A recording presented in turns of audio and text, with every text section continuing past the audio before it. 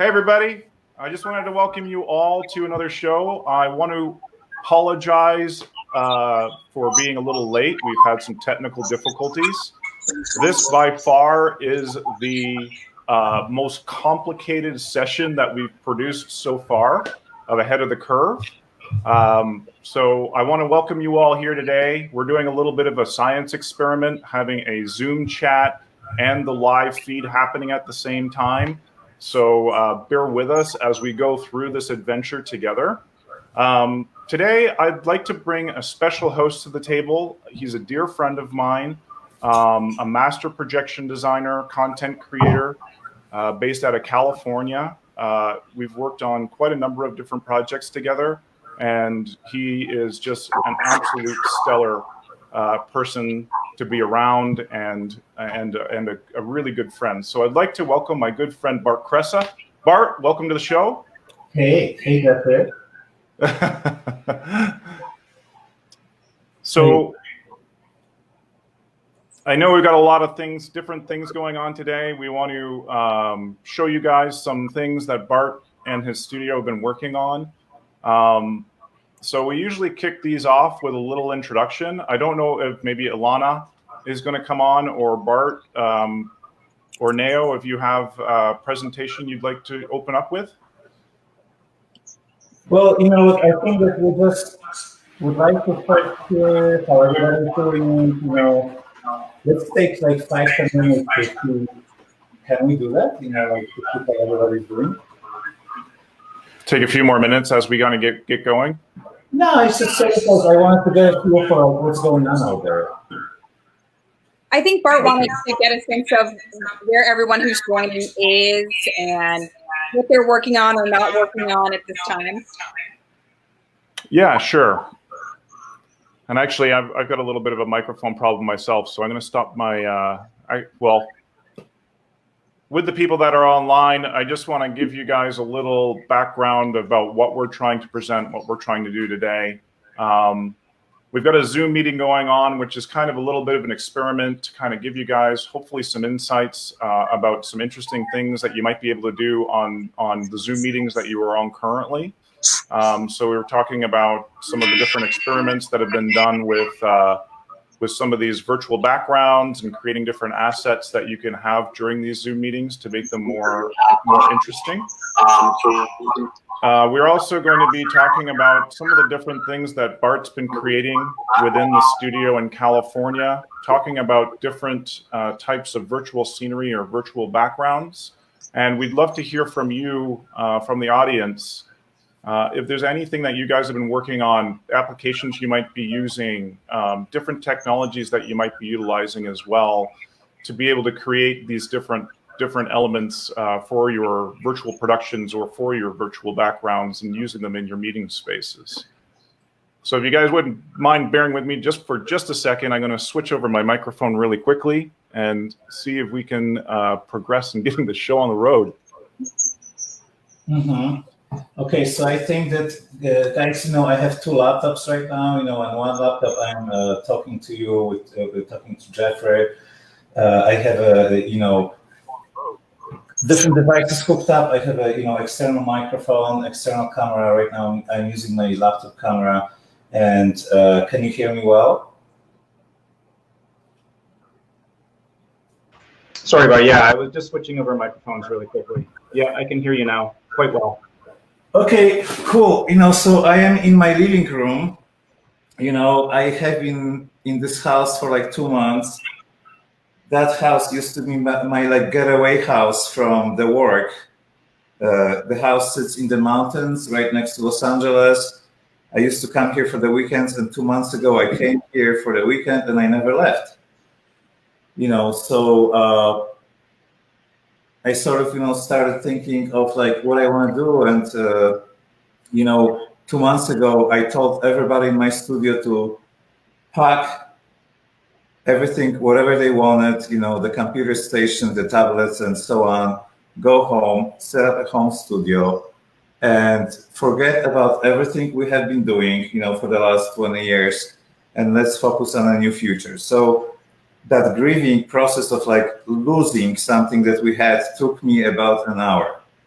For some people it takes a month. Whatever it is, it's like I just thought like it doesn't matter. What it is. It's just like stop, move on. So a week later, I started looking through my garage, kind of through what kind of gear I have here. Projectors, cables, computers, and so on. And I put together a system that is sort of like for us a system of the future. We looked into like how can we do everything we used to do remotely, without traveling, without flying, without going someplace. And in the same time, we looked into like scaling down or not scaling down, like reversing everything. We are a projection design studio that in a minute we're going to look at our like reel from like 2 months ago. We used to do a lot of like large scale outdoor, kind of event work, and now everything's like in-house experience, because it's pretty amazing how our life changed so radically and so drastically so quickly, right? Yeah. I remember, for me, it was working full time 1 week, and then at the end of the week, or I would say midweek, I was laid off, and by the end of the week, I was hearing conversations from friends telling me that they've been laid off and that their businesses have been completely closed. Yes, it's pretty amazing, but I think that our group of people, like the special events, those kind of people, can adapt, because this is something that we used to do anyway. It's like we come onto a show site, there's a show, and 3 days later, there's like a different show. Yeah. I think that this is sort of like our nature of like being able to adjust to the client, kind of come up with new ideas of how to solve the problems for them and stuff like that. So we're kind of trained for this, situation. I think that's the great thing about coming from a live event background. And I've spoken about this in a couple of the previous episodes that, we're built to adapt really quickly. It's part of our training. It's part of what we do every day. As we get on job sites, we create these environments. And, sometimes things just don't work the way that we plan them to. And we have to adapt and change and solve those problems like instantly on the spot. So, it's great to talk about it because like, yeah, it's like, I think life, over the last 30 years gave me enough situations to just be kind of normal about that. It's like the whole world changed. Okay. What do we do now? Yeah, totally.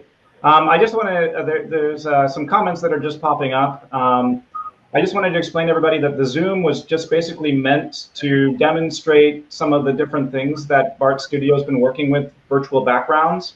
So we're just basically using it as an intermediary platform to do an experiment and to try some different things out. So you're not going to have any audio in there deliberately because we end up getting feedback back to the live show. And I just wanted to say hi to everybody. Thanks again for joining us today. And thanks again for all of your support. As you know, we're in this together, and we've been trying to bring some really interesting speakers to the platform to give you guys just some insights onto what all of us are doing while we're in this kind of lockdown situation. So again, Bart, please, I didn't mean to interrupt, but. No, that's totally fine. I just want to share with you, my logic because like, I don't know who is on the call, but knowing friends in the industry, we go anywhere from like, Module 8, Resolume. I'm a projection designer, so if people that join us are sort of like in our family here, we have like young guys or like people with low budgets that use, something like Module 8, MadMapper, Resolume to deliver their work.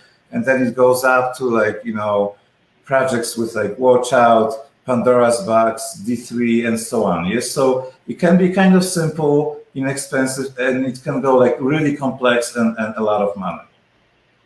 Yeah, no, absolutely. It basically goes from one scale to the other. So I guess the big pressing question is, what have you been experimenting with today? What has your studio been working on? What have you guys been creating behind the scenes to adapt to the change that's just come to all of us so rapidly? So, basically, I thought of like, my friends that I go back with Mike and Frederick, and I don't know if they're on the call. It would be great if they were there. Hey, Mike and Frederick, if you're there, please say hello. So Mike and Frederick, have developed Watch Out 20 years ago. And then, some 5 years ago, they went on their own and they decided to build their own platform. And their new, software is all based on internet technology, everything that we're familiar with.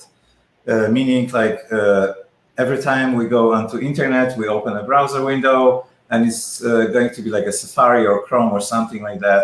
And then, it's very familiar to everybody. We open a window, we look for a topic, the page shows up, it has graphics, video, and buttons. And then as we click through, we find out more about what we're interested in. And the Pixie Lab, the company, and Black software, it's sort of like based on that model.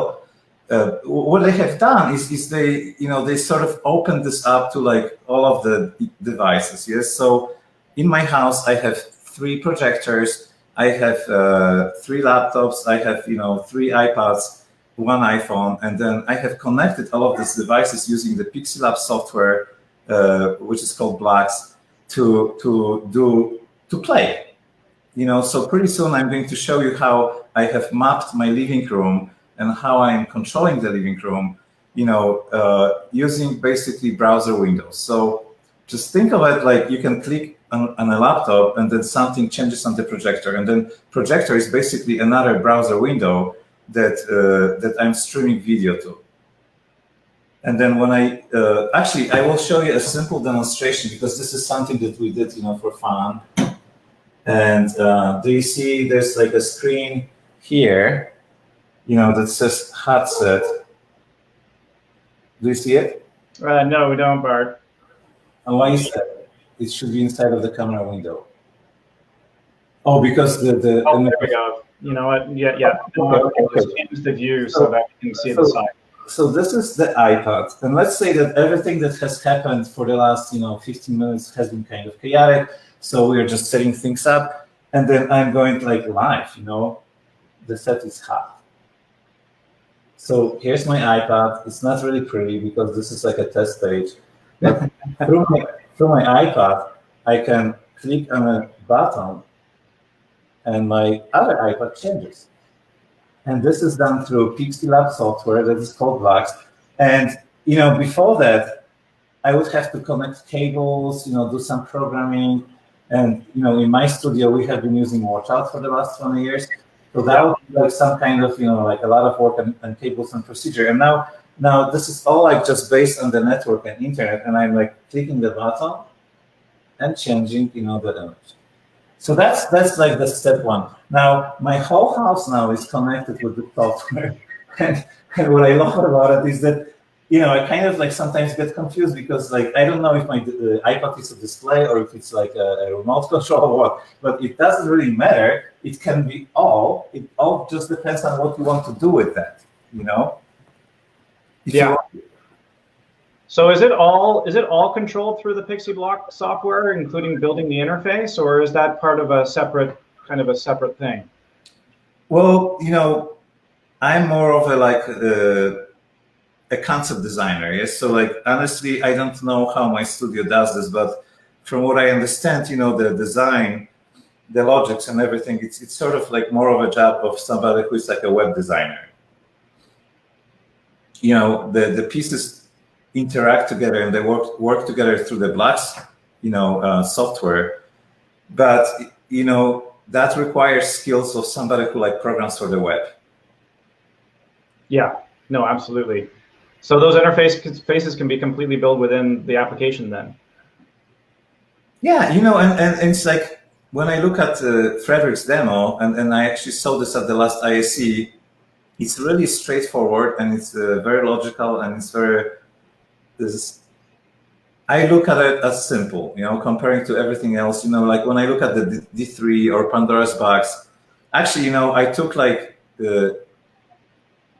I actually am really like lucky guy because like after 30 years of working in the industry, a lot of companies used to like offer me stuff for free. So I got like 2 free Pandora's Box seminars, and they were like 3 days long. And honestly, like after 3 days, and then with my attention span being like very short, I don't even know how to like open a file. So I guess, like when you're an engineer or a programmer and you focus on it, in like 2 or 3 days, you can learn how to program Pandora's Box. But with me, looking at my Facebook and then, texting to like my company people, team and stuff like this, I just wasn't able to like really learn. But with Pixie Lab, and it's not like a competition or anything like this. I still love, Christy. I love Pandora's Box. I love D3. I love you guys. If you're online, it's all good. I'm sure there's probably a few of them around. You know what I mean? It's like when it goes back, we're still going to use these tools, and you know how it goes. It's like the job depends on like which team knows the most. So we would put Pandora's Box when it's applicable, or D3 or Watch Out, and so on. But for today, I'm choosing to work with Pixie Lab, blocks, because it sort of makes sense for my house. It's like I already have internet. I already have all of the devices. Wi-Fi works in my house. The network works in my house, and then I can connect all of these devices that way. And we actually got a paid job, and maybe even a job number 2. When I demoed, what you're about to see in my room to one of my clients, he said, like, I want to have it, I want to have it. I want to have like, a house that is like connected through network and interface, and not network and internet. And I want to have all of the devices working together. It looks kind of like simple and easy and stuff like that. Yeah.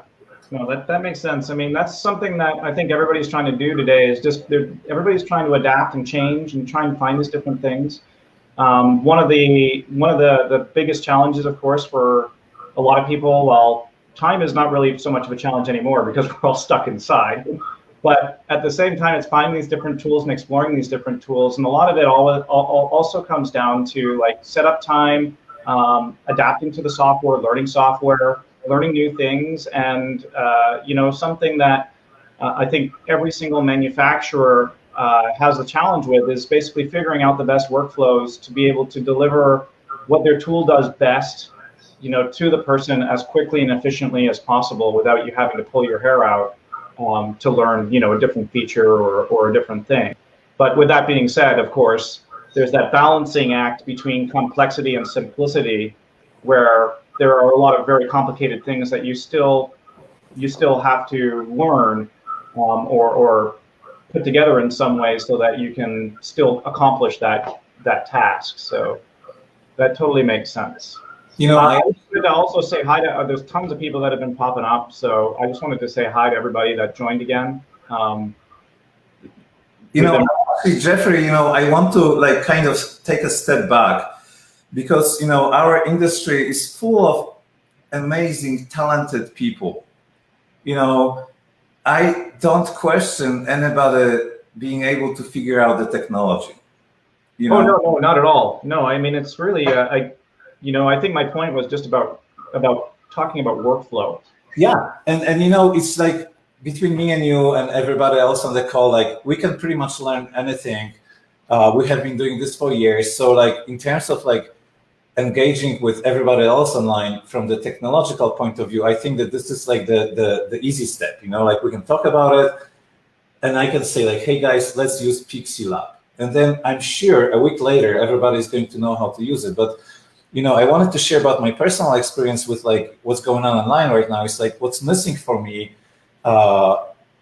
It's the human contact, and in a simple way, like as an example, I get an invitation to visit a virtual museum, like in Holland, the Van Gogh, let's say.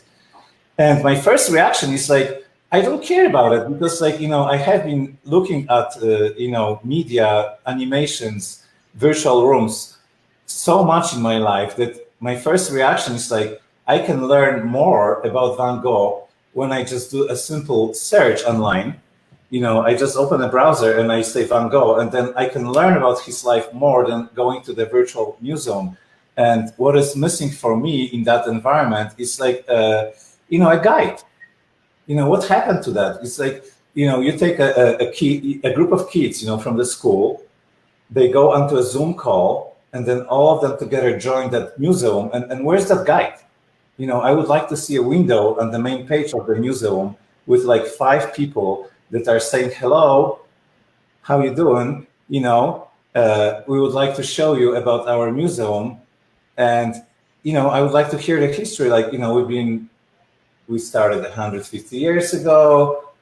We have 20 rooms with different artwork. Room A has this, room B has this, and this is how they happen. So that's kind of my thinking. It's like we need to add, from my perspective, live people into this whole virtual world. Yeah, and that's definitely one of the challenges that we're facing is how do we bring that into the world? How do we personally engage in a way that feels personal, in this space? And that's definitely been, I think, something that everybody's been challenged with, is probably the best way to put it. I think that for me, it's a very simple kind of a thing. It's like I'm thinking in terms of like analog and digital. For me, it's just like, let's take those windows with the guides and just put them on top of the website. Like from the technological point of view, it's very easy to do it. And from the logistical point of view, it's kind of like you need to have somebody available. And then, will that person be there for like 8 hours hanging out on a web page? They need to take a bathroom break. So there's some kind of like, logistical challenges and stuff, but I think they're all relatively easy. And then for me, like when we model virtual conferences, virtual birthdays and stuff like this, we sort of look at like, how we do these things, how we used to do these things in normal life. It's no difference to plan a virtual, infocom versus like a real infocom. Like the amount of work that is going to take to organize all of the calendars, sessions and everything, it's pretty much the same. It's just like we think of it as like it's kind of real, but it's like on a virtual platform, But the work that we need to do is the same. Yeah, absolutely. What's going on in the Zoom window?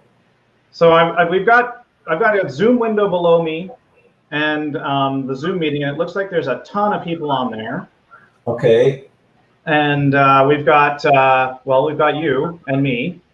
So I don't know if you want to jump into that and maybe check that out. Well, we're kind of okay. So guys, help me with that because English is not my first language, and then I'm also like sort of scattered.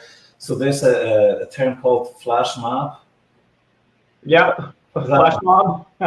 So we're sort of. So we're started making a virtual flash mob. Yeah, and then nobody's ready. I don't see anybody's background loaded, and I see you, Jeffrey. I see chat, and hey guys, Ilana, can you? And I see Bill. I'm just wondering if maybe Neo or Alana would be able to share the screen.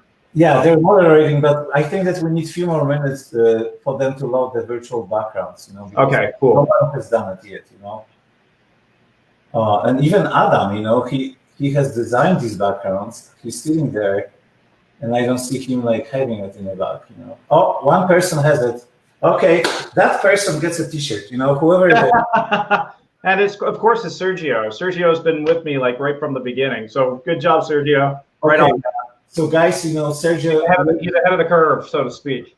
I would like to give you Hey, Helen.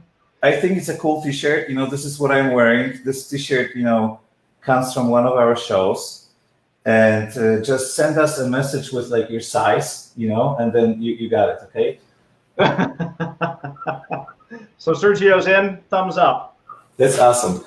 So, at some point, we have half an hour to go. I'm going to do a live demo. And then this is something that I would never do. Just like as a, AV professional. And I think that you guys agree, like we always want to be like ready the day before the show. So we set up the equipment, we fire everything up. And then, when the audience comes, it's working. and you guys know that like AV, especially video over audio, it's so complex that when we connect the pieces together, it never works. At least maybe like 1 out of 10 times works, but 9 out of the 10 times it doesn't work, and we have to troubleshoot, and we have to go through the edits and signals and all of that stuff. So what I'm going to do is I'm going to risk it totally, and like in 5-10 minutes, I'm going to show you how my room transforms from like a living room that you see right now to like a projection mapping space. Hey, we have like 1, 2, 3, 4, 5 guys. Like you have 5 minutes to get those backgrounds going. And cameras turned on too. I see a lot of people with their cameras off. So don't worry about what's in your background. For those who are on Zoom, just turn it on, throw up a virtual background, and we'll rock and roll, so to speak. But yeah, I mean, just kind of elaborating what you were saying, a lot of this is definitely new, the whole streaming thing. Like for me personally, before I started this whole thing, I was streaming from my iPhone. Mm-hmm. And, I've been trying to find different technologies and trying to find different ways and different tools to be able to do these sorts of things. And, bringing in Zoom meetings into our streaming software, and then bringing in, different elements in the audio and technical complications. They're there and they're new, which is fun. But at the same time, it's kind of like live production. We're kind of winging it. And that's always one of the fun things about doing a live presentation. Yeah, it's great. Jeffrey, I think that like, when we start engaging, it's like I really feel connected with you right now. It's like I feel like I'm talking to you, I see you, and then I have 2 laptops, and then on one laptop I'm talking to you, see you, and then on the second laptop I start seeing like stuff going on. I love it, because like, like I'm just really looking at like how we used to engage, and then in all kinds of different ways. Like it could be just like a meeting with somebody that we don't know, and I'm like, oh my God, I don't know this person. I have to be like careful about what I say and stuff like this. That's one kind of interaction. And then another one, it's like, I'm meeting my buddy that I have known for 20 years, and we're drinking, vodka shots and then talking shit. Yeah? And it's like, so we have the whole range of like the different interactions. And I think that, we can sort of experience the same thing, online in different ways. And then what we talk about in our studio is like, we need to add another layer of experience. So it's not good enough, because if I drink with you vodka shots and we talk shit, it's one thing, but I need something else to like elevate that experience. So like, I need to share with you the special movie that I saw last night, maybe you to tell me the same thing. Like let's give each other something more, more than we used to do before, to elevate that experience. Wow, we have 1, 2, 3, 4, 5. But guys, you gotta get your stuff together, because like, I think that to demonstrate this, flash map or whatever we call that, we just need people with the backgrounds, and then we're going to like disconnect everybody else. So Timothy, it's not that difficult. Like Ilana, are you like moderating this? And now we've got helping with it. Got 2 pages going. Okay, so let them go. Like they need like 5 more minutes and they will be ready. Yeah, absolutely. So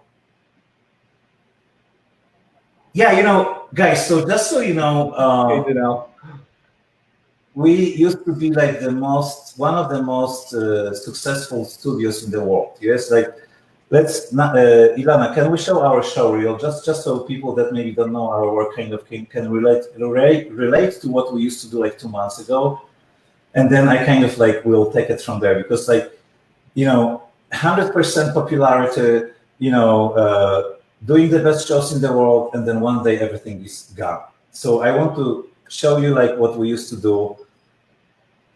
Now, Sam, can you play the reel, or like how does this work? Yeah, all I have to do is just bring it up. As long as Nail's ready to play it, then we're good to go. So okay, she's ready. I've got her on the screen, and okay, cool. There we go.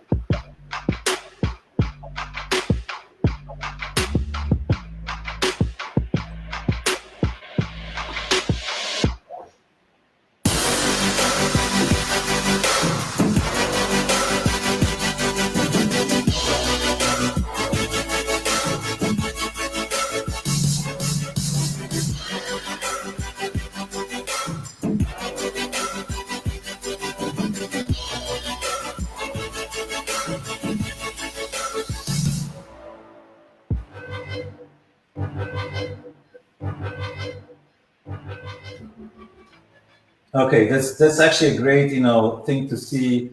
For me, I'm sorry that I took like 2 minutes to sort of focus on like what we used to do. No, But no, no. I think that's really important because there's a lot of people, of course, that are viewing that. There's people from all over the place, all kinds of different, doing all kinds of different types of work. A number of viewers are not in our industry at all, so it's really cool to be able to show what you do, and it's really important.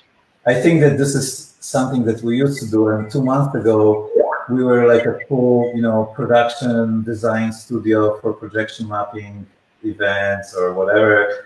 And then, overnight we lost all of the work. So we have done work for the Pope, for Coldplay, for Universal Studios, Warner Brothers, HBO. I mean, it's like the biggest brands in the world, the biggest scale. We delivered events the size of like the Beijing Olympic opening, and that was my world. I was sort of like just writing it, yes. And then 2 months ago, like everything stopped. Yeah, everything came to a screaming. Yeah, everything came to a halt. And as I said, a number of people have been just kind of scrambling to try and figure out what's going to be next, what their next steps are, how they're going to push forward throughout this, what things are going to be like when we come out on the other end of it. And I think we've all kind of, or pretty much agreed that live events in the scales and magnitudes that we've been used to seeing them are not going to be the same again. The same thing with theme parks. Like I just read this morning that they're going to be reopened, or they're pushing to try and reopen some of the theme parks here in Florida in the coming weeks. And they're going to try rolling it out in different phases, but it's going to be very different. And the way that we experience live events pushing forward is going to be different. So, trying to adapt and changing the way that we do things, changing the tools that we're using, looking into different means and different technologies is something that I think is really positive that's come out of this, where we're all exploring those different avenues, and looking into different ways of doing things, different technologies, different ways of communicating. And, one of the main platforms that everybody's been using is Zoom.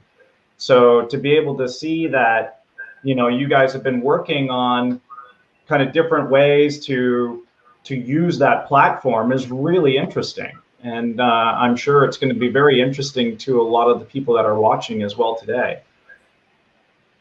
Yeah. I'm just texting to like my team because I'm looking at the second screen and then half of it is working. And then we need to invite people that cannot get the grasp on this virtual background technology to join the stream. Because we want to have a nice clean presentation. But I think that at the end, everybody will appreciate it because we're setting something up for the first time. And like I told you, it's like we love to kind of tapping into like the digital and analog world. I don't care about, making a better 3D, animation presentation because like in today's world, when I'm seeing it, I just see just another product that I have seen before. But I want people to interact. So what we're setting up is, I think, an example or like a test of this kind of interaction. And then I see that 75% of people are already like jumped in and kind of ready. So yeah, and we can see virtual backgrounds happening. So I think probably one of the challenges that people are having, and people that are watching, you can correct me if I'm wrong, is probably also just accessing the files for those digital backgrounds, like the video files. So that might be what's taking a little bit of extra time. But once we get used to it, it's actually interesting. Let me tell you guys one thing. It's like 2 months ago, the first, test that we did with Zoom was a birthday party. Okay, and then, how it started is that I joined, and then all of a sudden, there were like 25 people on it. And then I see, 24 people, and myself, same thing, like inside of their rooms. Okay, that's cool. My first, reaction and curiosity was like, where are you? Is this the kitchen? Is it like living room? What are you doing in there? You have a bookshelf behind you. What kind of books do you read? So, most of my focus was kind of like exploring like where everybody is. And then I was kind of shocked that I saw so many people through a video, And then Adam was really, brilliant because, it was his wife's birthday party. And then every time we get together, the place to socialize is like either their couch or their kitchen.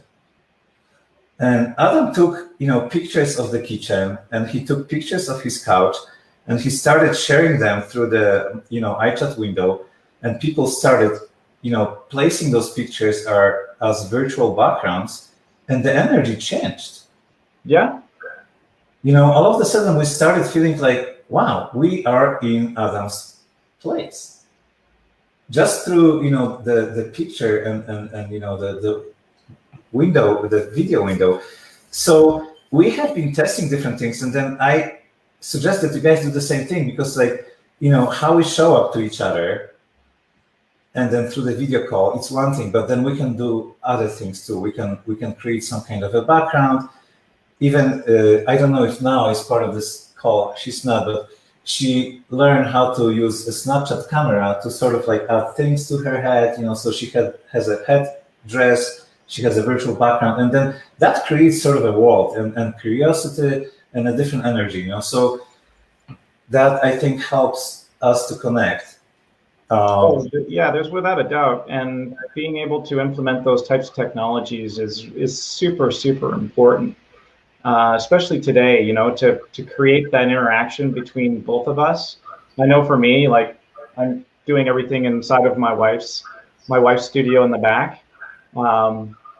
But I've been looking at and testing different cameras and different things to be able to spice things up a little bit. I find that, sometimes moving even around the house to take different calls and going into different areas of the home is also pretty fun. It kind of shows that personal side, as you were mentioning, about who you are, what you're interested in aside from what you do for work. And it kind of brings that whole personal element to it. But the augmented reality parts like SnapCam and some of the things that Zoom is now allowing you to do, that stuff is really, really cool, because it's bringing a fun, engaging element to it. And it's interesting to see how people are starting to apply it and use it. I know that in gaming and game streaming, that it's been around for a while. So you see a lot of people using Twitch or Discord, and some of the platforms even have the filters already pre-built in. So it's really cool to see that people are finding different, unique ways of engaging with each other. Yes, I love it. And I think that Jeffrey, when we were talking about the future, I don't know what is the percentage of the things that we create virtually today going to be part of like the tomorrow. But if I had to guess, for like the next year, it's going to be like 3/4 virtual and 1/4, real. Yeah, I mean, I think only time's going to really tell, right? And as the technologies push and emerge, and as different companies create different environments and create different technologies, that stuff will start to all fall into place and come together. I had a conversation yesterday about augmented reality, and I've always been a huge proponent of augmented reality. I think that once these are completely adapted to be efficient, the glasses that we wear on our face are going to change a lot of how we view life and how we engage in the different experiences, and even personally, like how we engage with each other. So I think that those types of technologies are really starting to thrive and really starting to push forward, and they're coming into everybody's life. This is, yeah, I mean, I honestly, the way I look at it is because, I sort of like, I have to say honestly, like what happened with my life, 15 years ago, I was lucky enough to take like a training, how to be happy in life, and then I think I was really lucky because I didn't want to do it. A friend of mine who was going through a divorce invited me to do it. And then I did it because I felt sorry for her. When I went to this training, I thought like, fuck, I'm happy in life. Like, why should I be like trained how to be happy? It's crazy. But, she was going through a divorce. She says like, it's like $400, for the weekend. And I'm like, okay, I will do it, just to make you happy. And then what happened was that, I engaged with this group of people that was basically, it's sort of like an Eastern philosophy sold in a Western way. So it was an educational process about the Eastern philosophy, and then I became familiar with like a Japanese Zen and stuff like this. And since then, I realized that to be happy, because it all starts with my head. I wake up in the morning and I'm happy. Why? Because I say so. Yeah. Simple. But whatever. So like what you say, like why I say this right now is because like I wake up every day, and instead of thinking like, fuck, the whole world is falling apart, I'm thinking like, wow, I have a house. I have dirt outside. I can plant carrots. I can make my own food. So like my thinking is like I want to create with what I have rather than like feel sorry for what I lost. Yeah. I think that's there's a lot to be said about that. I mean, we actually have a little planter or a little garden inside of our living room. We're growing cucumbers and we're growing tomatoes and we're growing herbs and spices and all kinds of little things in our house, which is really cool. So awesome. I love it. I think that the guys on the Zoom are almost ready, and then Ilana and now we would like to invite people that cannot put the virtual background behind them. We would like you to switch from the Zoom platform to like the Facebook or somewhere else, so you can still continue, being with us and so on. Bill, wow, I love that Bill figured out how to do it, because like he's my guy. Yeah, we can also we'll definitely keep the Zoom chat going on once we close out this meeting too.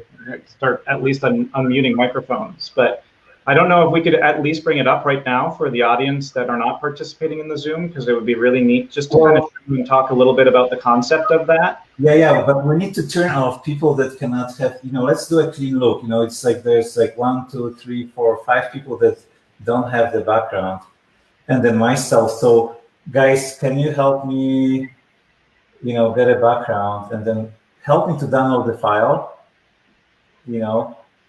Now, can you please send me the file, because this is. I think you can also hide. There's an ability to hide non-video participants. So anybody that's not showing their video, you can actually hide them all in the Zoom meeting. Okay, how can I get a virtual background? Now, where did you send? Okay, guys, give me like a minute, and I'm going to. So this is what we're doing. So basically, we're learning how to use Zoom, and this is just one of the different platforms. And I'm going to go right now to like a chat window. I'm going to download, a background. So I click on a link. The background is coming down, and then I'm going to click on a button that says choose virtual background. I'm adding a video file right now, and then the guys on Zoom can see it. To enable smart virtual background, download the smart virtual background package. You only need to download once. Okay, so I'm doing it. And then I go to downloads window, and then I have one background. So it took me like what, a minute, and then do I have it? Yes, I have it. Okay. So guys, I just demonstrated everybody on Zoom how on a new laptop that I have never used before for that. I was the experiment has commenced. So now, I know Neo and Alana were on here before. Maybe Neo or Alana would be able to do a screen share of the Zoom that's tiled, so that we could talk about it and maybe do a bit of an example. Yeah. But we have a music for that, Well, so wait. somebody might be able to do that as well, or do the share, or try sharing it. So guys, we're doing this as an energizing break. So basically, once we see that window, everybody's going to get up, and then, we propose that we're going to pretend that we're like a rock stars, musicians. You know how that goes? It's like, yeah, I'm a guitar player, yes, like right now, or I'm a drummer, So that's what it is, and we want you to like get some energy going, get off your chair for a minute. You are going to be sitting on those Zoom calls, for the whole day. Okay. So let's move a little bit, and then now, who is going to play the music, and who is going to switch, the Zoom window? And guys, some of you are like not on the stage. Here we go. Some of you are still in the room. Okay, so now where's the music? And then as this happens, I'm going to transform my room into the night space. Yep.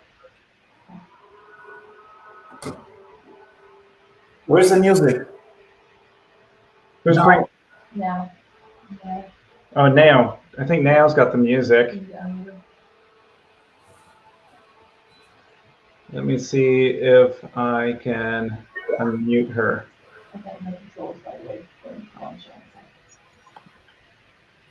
So I'm going to say thank you to Epson right now. I want to hear the music. So, I love Christy, Panasonic, Bart, all these companies. I feel like they're my friends. But what happened 2 months ago is that, Epson sent us 3 laser projectors to test. And it was exactly at the moment when I got lucky in my house and I started using these projectors to experiment. So thank you guys from Epson, for giving me a chance.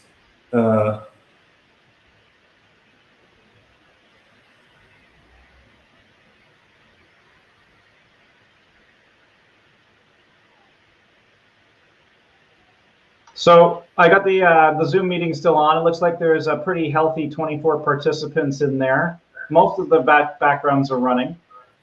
Yeah, it's kind of a mess. And then I asked you guys to invite people that cannot manage how to make a virtual background, invite them to the stream because we're a design studio and we would love to have a nice looking product. And then all of you that are sitting in your rooms right now that don't have the blinking backgrounds are like messing up, my design. So please disconnect from the meeting and give us the pleasure of seeing, a finished product and just join us on Facebook. And for the next time, when you learn how to use, digital backgrounds, then you're welcome to join for the next game. But let's just disconnect everybody who is not able to have a virtual background with the flashing, window.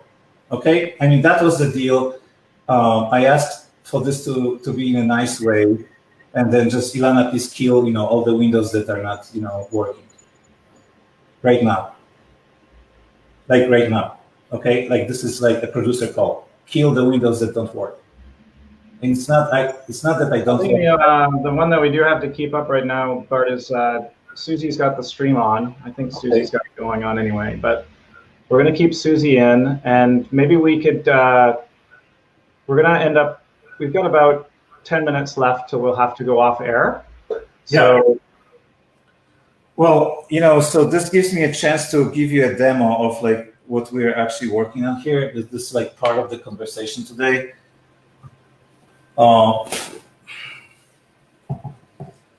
So.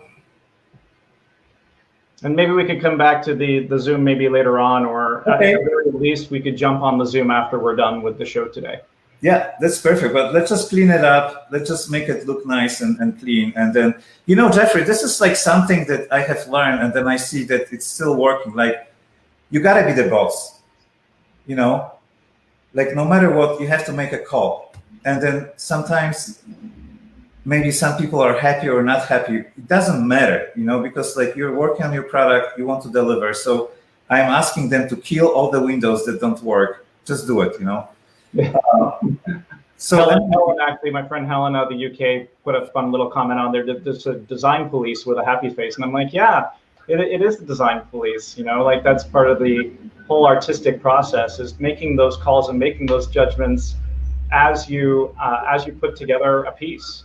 Yeah, I mean, this is we're not talking about killing people. It has nothing to do with life. It's just basically, like you said, it's choice. We want to do that, and then if you can't, it's the same way. You apply for a job, you cannot perform, you cannot do the job. It's you will not be hired. So it's the same situation. Anyway, hopefully Frederick and Mike are on the call. I just wanted to demonstrate, there's software that I'm using in my house. So this is a simple example of this is my iPad. It's an internet device. And then right now I'm going to demonstrate, the HUD set. It went off. And then now it went on. This is one iPad. This is another iPad. They are connected to a Wi-Fi network. We're designing an interface, like a remote control on one. The other one is a player. Now, behind me, what you see is 3 projected windows. There's 3 Epson 6000 lumen laser projectors, that right now I cannot really do a nice demo because I have a lot of light leaks, but what I'm doing is I'm using my iPad as a remote control, and then I'm streaming the images to my 3 projectors. And we did some kind of work for HBO for the last 15 years, and that's part of that demo.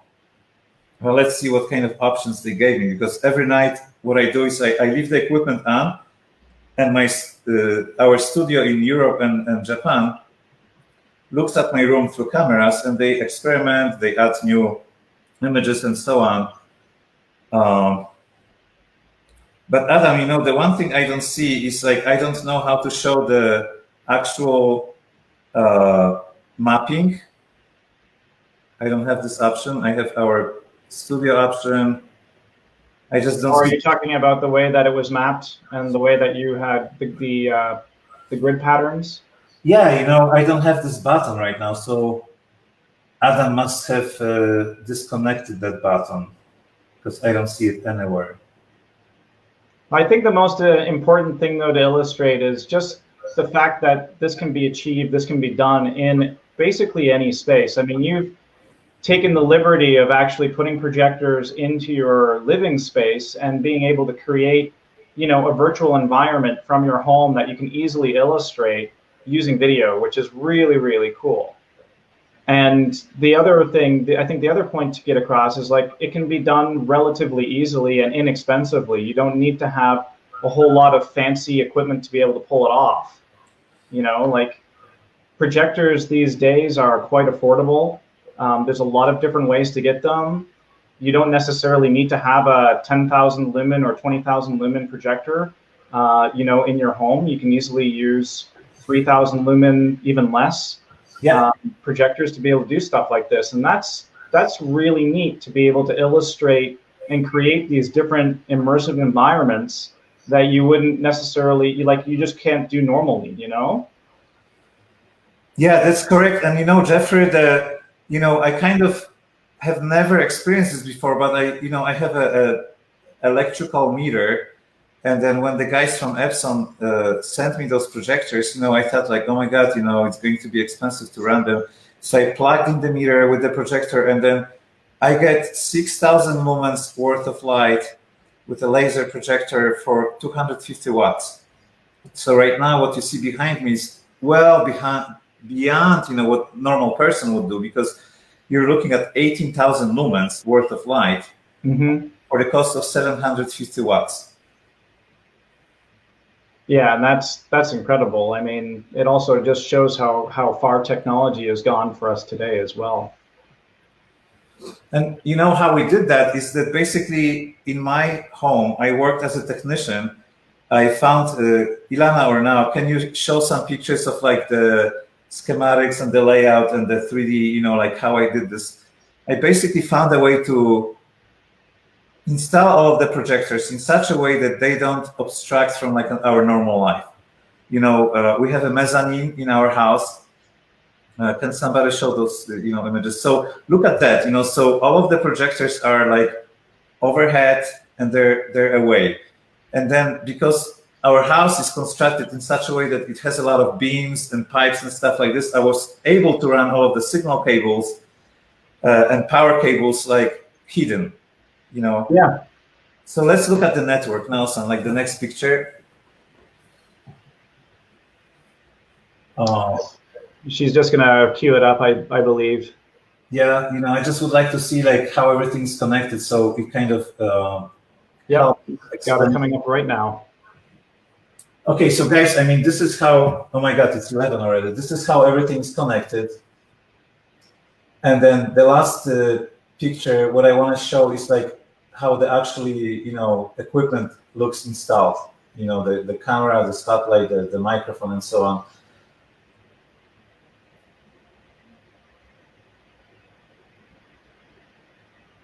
So Bart, about the content, did your studio curate the content that that the Pixie Blocks is showing right now, or yeah, you guys, yeah? And was it difficult to be able to create that and use that content within the platform, within the software? Well, it took like a month to kind of like learn how it works, but we're the content designers, so that's easy, to do. But the whole room was mapped remotely, so like I would set up cameras, connect everybody through a Zoom call, and there were like 20 different designers looking at my room, working on it, testing, and we got to a point where we have like a working demo. So now, I would like to see the pictures of like the equipment now, installed, just so everybody can see it. But I don't know if you guys are okay that we are like 1 minute late, because that's an hour kind of a call. Yeah, we got a couple of extra minutes, but we're going to wrap it up quite soon. So okay. Here's so this is the screen, my living room with my equipment, and I would like to see like 5-6 pictures to show it to you that we have successfully done this, so it looks like nice and it's doesn't affect my daily life, like. Because I don't think there's any doubt about that at all, Bart. I think now we have like a couple clients that want to do the same thing, and then you will see behind me, like I will open the blinds, and then we go back to like a normal kind of a living room, again. Yeah, and I think it's really cool that you can just easily convert a space like that and be able to pull something like that off. I love the idea of the retractable blind systems and using the blinds as basically projection screens or as projection surfaces. And, again, it's something that's actually pretty easy to do and easy to pull off. That's correct. So and now I think that since you're unsuccessful, we're going to stop that. So let's just take the last. Okay, so we have a few pictures of like another projector, and I would like to see like a microphone or a spotlight. Okay, so here's the spotlight. Actually, my house was designed for rigging because my mezzanine has the balustrade is made out of 2-inch pipes, so I can. Oh, that's great. So you could just throw normal clamps and C clamps and cheese burrows and whatever rigging hardware you want. Exactly, so I'm sort of like happy that I bought this house because it looks like a has like a studio environment too. So maybe for the closing, like we would like to make another game, and the game is like, I don't know, guys, like if you have a record player. Record player. This year. Record player. Well, this year we have released a vinyl, and then whoever likes this kind of like vinyl record music, this is a limited edition of the Światowid music, and there were 200 vinyls produced, and we would like to give one to you or maybe few to you. And the game is basically like we assigned a number that you don't know. And if you, in the chat window, if you can guess, if you like to have this record, if you can guess a number, the closest to like this one, and it's in between 1 and 200, whoever is the closest to that number, or maybe the 3 people that are closest to that number, we're going to send you the vinyl too. So if you That's awesome. So little game, rules are, put a number in the chat window right now, playing live, between 1 and 200, and if you get whoever, the 3 people that get within range of the numbered record are going to win a copy of that record. Yep. So just don't put a few numbers pouring in. Got Mateus at 131, Brandon at 138, Aaron at 237, Tim Riley at 29, Aaron Kramer at 130. Oh, sorry, at 137. We've got Sergio at 87, Scott Riley at 144, Jinyu at 66. Oh, wow, I love it. This is awesome. It's like playing the lottery live. What's the number of the record? 125. 125 was the record number, folks. So we're going to take a look at the numbers that were posted up to now, and we'll get back to you guys. So Bart, thanks again, man, for coming on board today. Really, really appreciated having you on board. Sorry the Zoom part didn't really work out getting it up, but we can have a little bit of fun with that. And anybody, again, that are viewing right now, we can jump into the Zoom and maybe illustrate that like directly on Zoom. Yeah, I don't know why we cannot see the Zoom window right now, like what happened, because like I think on my laptop, I see all the people with the backgrounds. Yeah, it just doesn't seem to be shared right now for some reason. We don't have the ability to pull it up because it's not shared. Okay, so for everybody on Zoom, thank you so much for participating. You guys are awesome. I see the tiles, animated and moving, and then just between your group, I think that hopefully you had a lot of fun pulling this off together, because like it seems like a lot of work for something simple, but I love seeing it, and I hope somebody's recording that so we can, use that for a demo. Well, Bart, why don't we could keep the Zoom meeting open. We could jump on that right after we're done here. Okay. Yeah. Pardon? Yeah. And next week again, folks, I'm going to throw the banner up. Please join me again with Meg Adavale. I hope she doesn't kill me for mispronouncing her last name, because I know it's a tricky one to catch. From LumoPlay, we're going to be touching on touchless interactivity and touchless interactive systems, and a lot of the different technologies and the things that she's been doing with her company as well. So that should be really, really neat. So please come back next week. And Bart, thank you so much for coming on again and being my guest on the show. Oh my God, Jeffrey, thank you. It's a pleasure. You gave us a lot of like energy to create something new and test and stuff, and then that's the first time, actually, so like hopefully the next time is going to just be better and better. Absolutely. That's the way this works, right? Little trial and error, brush things up, clean things up, and make it better. So thanks again for tuning in, everybody. And once again, of course, we're all in this together, and stay ahead of the curve. Thank you. Thank you, Jeffrey. How do I turn this off? Please.